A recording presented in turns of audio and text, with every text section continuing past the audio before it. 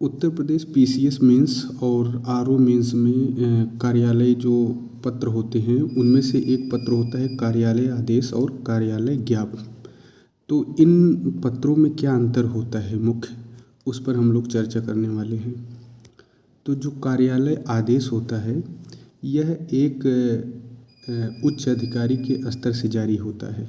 कार्यालय आदेश जो कार्यालय ज्ञापन होता है इसको जो नियत अधिकारी होता है उसके स्तर से जारी किया जाता है। कार्यालय जो आदेश होता है यह कार्यालय के अंदर तक प्रभावी होता है, जबकि कार्यालय जो ज्ञापन होता है यह कार्यालय के बाहर तक भी प्रभावी होता है।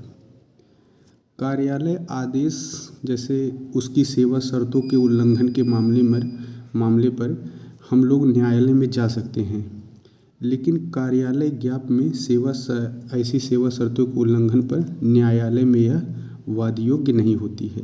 इसका अर्थात मतलब ये हुआ कि कार्यालय जो आदेश होता है यह न्यायालय में वाद योग्य है और कार्यालय जो ज्ञापन है यह न्यायालय में वाद योग्य नहीं है। कार्यालय जो आदेश होता है यह कार्यालयी अनुशासनात्मक कार्यविधियों का रीढ़ माना जाता है और जो कार्यालय ज्ञापन होता है यह संचार संप्रेषण का रीढ़ माना जाता है।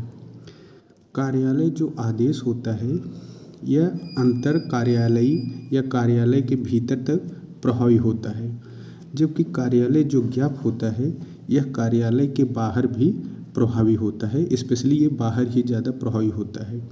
कार्यालय आदेश जो होता है यह सरकारी कर्मचारियों तक प्रभावी होता है, यानी जो उस कार्यालय के कर्मचारी या अधीनस्थ अधिकारी हैं उन तक प्रभावी होगा, जबकि कार्यालय ज्ञापन जो होता है यह सामान्य व्यक्तियों और अशासकीय व्यक्तियों तक भी इसका प्रभाव क्षेत्र होता है। तो ये होता है कार्यालय आदेश और कार्यालय ज्ञापन में कुछ मुख्य अंतर। इसके अलावा भी है लेकिन मुख्य अंतर इतने ही हैं अगर मतलब देखा जाए तो।